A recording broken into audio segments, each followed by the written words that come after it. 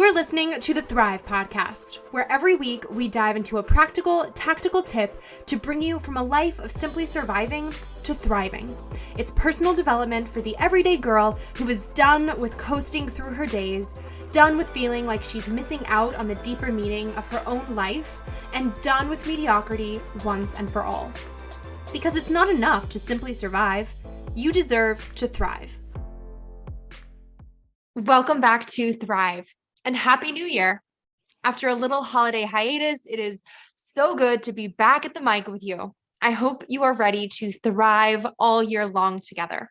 My very first episode of this new week in the new year is all about goal setting. Since if you are anything like me, you're a bit of a goal digger, ready to set some serious intentions and directions for the year ahead. My very first guest is with none other than my best friend, Taylor, a fellow content creator, podcaster, Enneagram 3, and goal getter herself. As we FaceTimed about our own plans and dreams for 2022, we figured we'd pull back the curtain and make the conversation public to put our heads together and share our best tips with you on making good goals and actually hitting them. Part one of this conversation is right here on Thrive, and we're breaking down SMART goals, micro versus macro goals, process versus outcome-based goals, and our own personal goal setting processes.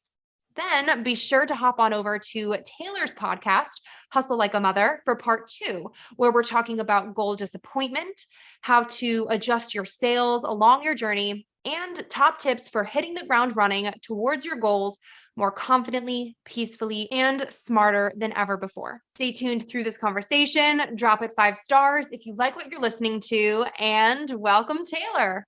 Welcome back to Thrive. Happy New Year. It is the first episode of the new year. Woo-hoo. Woo-hoo. And I'm joined with a probably familiar face and voice, my lovely BFF, the Taylor Mobley. Hi, Thrive listeners. Hey. So excited to be back. Yeah, it's been long overdue, but we came to the mutual decision that this was meant to be after we both realized we were both planning goal setting episodes for our respective podcasts for this very day. And we thought, you know what? Let's put two heads together and make some magic. So, baby. So here we are. We are chatting all things goals, which us being both Enneagram 3s, overachievers, like the total definition of like a chuggy girl boss. I think this is kind of a perfect conversation for us to be having both together and bringing to you. So yes, welcome, so Tay. excited. Thank you. Yay.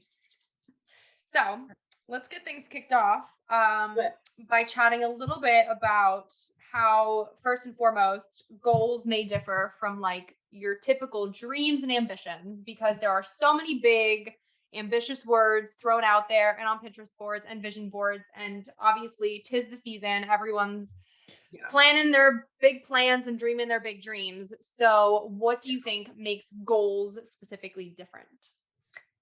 You know, there's a vision board my husband and I have created for like our life. Right? That's like, this is an overarching by the time we die. Like, we want to have accomplished these certain things. They're not goals, though. Those are like, throughout our life, we'll work on these at some point. That's not something that I'm breaking down into like a weekly to do for myself. You know what I mean? And then there are life personal goals that I set for myself that are things that I can measure. I think for me, goals have to be able to be measured. It's like anytime I make a goal, it's something specifically that I can know if I hit this goal or not. It's not arbitrary. And it doesn't just exist like in the sky of I hope I get this one day. So like those goals are measured usually with numbers of some kind. You know, and then I have business goals that are the same measured, but in similar ways. You know what I mean? So goals for me are things that usually they're only a year long, the goals that I work towards, and then I break them up by quarter and month. And I don't usually look too far outside of that for my goal setting because things change so drastically from year to year that I've never been one to have like a 5-year plan necessarily, because if I were to look at what my 5-year plan would have looked like 5 years ago, it's absolutely not where I'm sitting today. And that's fine. That doesn't mean I don't feel successful. Like, I'm infinitely in a better place than I hoped that I would have. But that's just not an accurate way for me to measure goals. Yeah, So I keep them for short sure. and then keep them measurable. Okay, you mentioned quite a few things here that we know are very, very important with goal setting. But Mhm. one I want to hit right off the top of right from the start is having that macro goal being, your year-long goal, and then breaking that down into smaller, more bite-sized, less intimidating goals, which are essentially your micro goals. And I literally just heard this on, I don't know, a podcast or a YouTube video or something recently, just talking about how much easier that is in Oh, yeah. terms of maintaining motivation through it as well. Because the example they gave was like, say your goal is lose 10 pounds. Okay. Well, you might lose 8, which is still amazing, but you might end up feeling like a failure, losing your motivation to keep going. You Oh, might yeah. just call it quits altogether, being like, man, this is so hard. I've tried so much and I'm still not there. I quit. Whereas if you would have broken that goal down into 2 5-pound bits, you would have Yes. surpassed that first goal. You would have surpassed it by, oh my gosh, 3 And pounds. you might have had Incredible. the motivation to continue to get those like 2 more pounds Mhm. too, by having them broken down that way as well. Like, it's Exactly. a smaller chunk each time. Yes, it's way less And you could have intimidating. celebrated, that first milestone and felt that extra motivation to move forward for the second one. Absolutely. So it's super, super clutch. And then, of course, another thing you mentioned, goals being measurable. And this just makes me laugh because we just We've talked talked about about this this a lot. before hitting record, Yep. because I just saw someone's video this morning. God bless her. She was talking all about her goals for the year and she was super pumped, but she pulled out what felt like this massive scroll of goals here. And she's like, my goals are to be a better mom, to be healthier, But what and does that granted, mean? What does that exactly. mean? Like, granted, they were great in theory, in spirit. Her heart was totally in the right place. And by God, I hope she hits them. But my first thought was like, man, you're setting yourself up for disappointment, because there's no way for you to actually know if you hit your goal or not. Because if you're just saying, my goal is to be healthier, what does that mean? I mean, What does that look like? does Is that mean that you're you eat adding more veggies to your day? Does right? that Is mean you like, don't eat out once a week? Like, what does it mean? there's no right, and it's so ambiguous, where it means you're either going to hit it with like the smallest amount of effort, like you added 3 carrots to your plate and you're like, voila, I'm healthier, I Be have done it. healthier. Right. Or you're like running a marathon and you're like, well, I'm definitely healthier. So It's there's too big. It's it's too big. overwhelming. And at the end Yeah. of the year, if you look at your list and you're like, okay, was I healthier? I don't know. Was Yeah. I? Yeah. I have no idea. Was I a better Exactly. mom? I don't know. Like, Not a clue. So, let's run through SMART goals for the people, because I feel like this is such a tried and true. Maybe you've mhm. heard of it. Hopefully, you've heard of it, because I think this is the most But we forget. helpful and clear way to break down goal setting. Mhm. And exactly, people often forget. But if you just follow this and literally run through it as a checklist, keep your own goals in the back of your brain as we run through this to see if it fits the boxes. And maybe it might just take a couple of tweaks here and there, and your goals will go from being these like ambiguous, be healthy, be a better mom goals, to clear things that you feel confident about, that you have a sense of direction with, that are essentially like your guide map to actually achieving your goals by this time next year. So, do you want to kick us off with SMART, or shall I? You go for it. And then I've got some thoughts I'm going to toss in. Okay. So, SMART, in case we did not know, this is an acronym. And there are many different iterations of words that can go in this acronym. Yes. So I have a couple here. We've got, first, obviously, S, specific and significant. So your Mhm. goal, like we said, should be a specific thing, not just some pie in the sky sort of phrase, but Mhm. something that is specific and something that is significant. That could be significant to you, something Mhm. that is something that you're actually having to work towards, not just, like we said, a small itty bitty kind of thing, but Mhm. something that would feel like an achievement if you can do this and cross it off the list. I love that. I think specific is always the one that like stands out to me the most of both those words, because goes back to what we were talking about, about like things like eating healthier or being a better person. That's not specific at all, right? It's almost impossible to decide if you've hit those. So I think this one is really, really key. Like the rest of them are going to be a lot easier if you can at least start with something specific. Mm-hmm. Yeah, for sure. And then we've got the letter M, measurable and meaningful. And I think this kind of goes hand in hand right off of that, making it measurable, making it something that is quantifiable in some way. Like you mentioned earlier, a lot of times that might be numbers based, but if it's not numbers based, that's okay. It just has to be something that you can actually identify whether or not you've done it. So it has to be, it might be, I don't know, like instead of be a better mom, maybe it's something like, sitting next to your kid screen free for playtime. Okay, well, there's no numbers in that, but it's something that's clearly measurable if you've done it or not. Like, have I done this? Have I not? Yeah, Clearly numbers are not the only markers. Okay, that like you don't have to have a number as your measurement tool, but you have to be able to clearly say yes or no to whether or not it was able to be completed. For sure. And meaningful, of course. Don't just make your goals off of the next girl's vision board that you're seeing on Instagram Reels or Pinterest right about now, but make sure that it's something that you actually care about and that it actually matters to you in some way. Yes. I can't even tell you how many times I had my goals list for the year, and like the same thing was carrying over year to year. And I finally looked at it and was like, why the hell does that even matter? Like, does it matter? It doesn't. And I realized I was having some things on that were carrying over. And I was like, at that point, it was just a vanity metric just to be like, yeah, did it. At the end of the day, Exactly. didn't really matter. And it didn't have the same meaning that I thought it might have. So I was able to cross it off confidently and be like, you know what? It's cool. Let that one go. It's all good. Absolutely. I love that. I think meaningful is a fun one for me because especially with my personal goals, like I love to go through and be like, what are the things that I hope to improve on in the year? And I start with those goals that maybe aren't as specific, like be a better mom or be healthier. And I'm like, I would really like to reach those. So how can I know that these things mean a lot to me. So how can I, make those attainable? Yeah. And speaking of attainable, A is having goals that are actually achievable or attainable. Great segue there, Tay. Thank you. Just doing my best for you. Just doing my best. But really, it's making sure that it's not totally just any old number or anything that's not realistically actually achievable for you in whatever time span that you have set. So that one's, I think, pretty cut and dry. Absolutely. And then we've got our relevant, results based, meaning there's a clear finish line. Like they all build off of each other here. I think this is a recurring theme here is that we got to be able to figure out if we've hit them or not.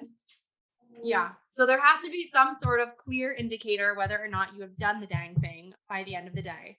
And then T, we've got time bound, time sensitive. There is an endpoint. So has to be some sort of finish line. Yeah, like I said, I usually start with yearly goals and then break those yearly goals into quarterly goals and break the quarterly goals into monthly goals. So there are time frames. Some people find it easier to go month by month. I like to have a big picture for my year. So I do like to start with those. So all my goals usually have a year time span on them. Which is cool because it's almost like mile markers in a big race. Like you never, even thinking back to when I did cross country in high school, like it was only how many miles was it? 3.1 something miles, but you still had markers along the way. Like, all right, you're at the 3/4 mile mark. You're at the 1.5 mile mark. It was never just the gun goes off, you start running and you're just on your own in the middle of nowhere in the woods until you magically cross the finish line. Like there was still some sort of tracker so that this is how far I am. You pace yourself accordingly. You know when to slow down, when to sprint, like, you know it all. And you would not otherwise if you didn't have some sort of way to track your progress effectively. 100%. Absolutely. And so I always write like the SMART on my whiteboard at the beginning of the year too, so that I can make sure that each of my goals are really aligning within that. It's a great Okay. tool. So what are some of your goals for the year? And how did you want how business did you get personal? and whatever you want to share, and then tell us like how you came to making that your goal. Like it's not, you don't need to give like the whole smart of it, but like why is it something that's Why am I making this a goal? Yeah. Got it. So a couple of my personal ones, those are just easy ones. I want to read 2 books per month. Me too. No way. I didn't know we have the same goal. Wait, this is great. We can totally We don't hold each even other talk about accountable. Yes, I have my books literally sitting on my office wall right now, like waiting. I just made all my books list in my Goodreads for the year. Yeah. I just finished my first one for 2022. Well, okay. I'm a little, oh gosh, girl, the year just started. I haven't even started my first one, but that's fine. I'm going to build off your momentum. Yeah, I'm going to keep you and I will be there. Yes. Okay. So read 2 books per month. So this one follows all the guidelines, right? Like it's specific, it's measurable, it is attainable.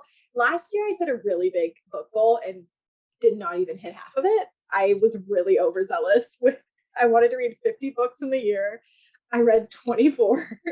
So okay, in what time? That's the thing. Right. Like you're slightly busy.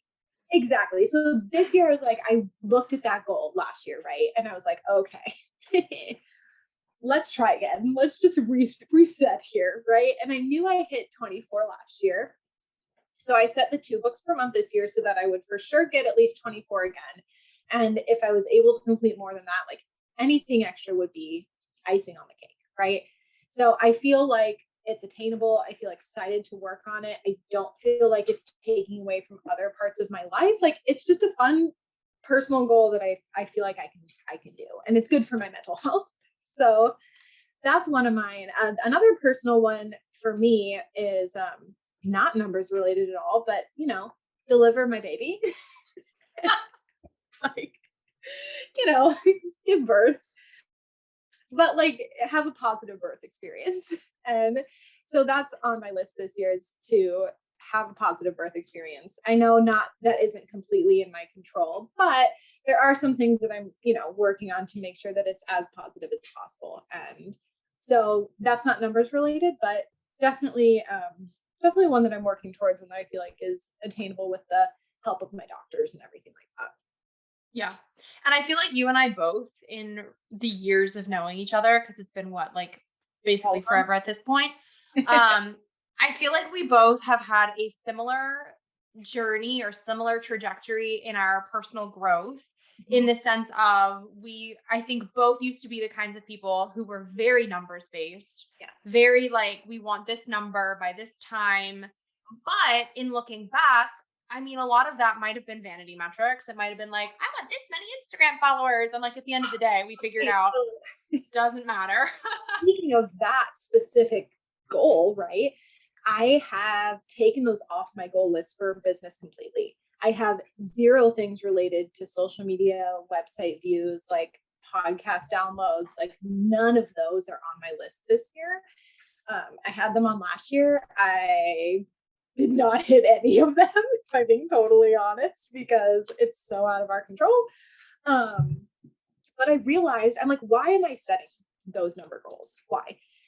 Most of it is so that I feel good about myself. And it is an easy way to say, look, I made progress. I had growth, right? If you can clearly see that. When I took a step back and I was like, that actually doesn't affect my business like at all, because it was my highest revenue business year since I started my business 6 years ago. And my numbers stayed the exact same pretty much. Yep. So to me, that was like, okay, we need to take these off, because all it's doing is stressing me out when I don't reach them. And it doesn't actually have any impact on my income, really. It's the other things that I'm doing in my business that are impacting my income. So let's look at those things and work on those things versus putting arbitrary numbers on your list. So those didn't even make it on my goal list this year. Yes. So good. So important. I had talked to my therapist about this when I was seeing her, because I was stressed I was stressed the F out because I was like, Karen, I have not hit a goal in like 5 years. What is wrong with me? And she was like, hold the phone, take a step back. Your goals are, I was doing the same thing, setting goals with things that are actually out of your control, or maybe not fully out of your control, but like there are so many extraneous factors impacting it that like really you don't have so much control. So she gave me some really sound advice on this that I shall now bestow upon everybody else here. Because she said, shift your process from setting outcome-based goals to setting process-based goals. Love And it. I was like, ooh, so good. Going from outcome-based to process-based, because then it's almost like that same concept of taking it from a macro level to a micro level, where you're breaking it down to something that's much more measurable, probably more achievable, something that is part of the process, so to speak, like instead of that end result. So if you're looking at something like, I don't know, people saying, oh, I want to lose 5 pounds, like we said before, since I'm sure the gyms are packed right about now. Instead of taking that, which is an outcome, and making that the goal, turning it into a process-based goal would look something along the lines of, I'm going to the gym every single day, or I am doing this arms workout today and this legs workout tomorrow. And it's something that is totally in your control, something that it fits all of these SMART criteria, but the end outcome is probably still going to get you closer to that outcome that you had in mind. It might not be the exact same thing, but like at the end of the day, like we said earlier, what does it matter if you lost 8 pounds versus 10 pounds?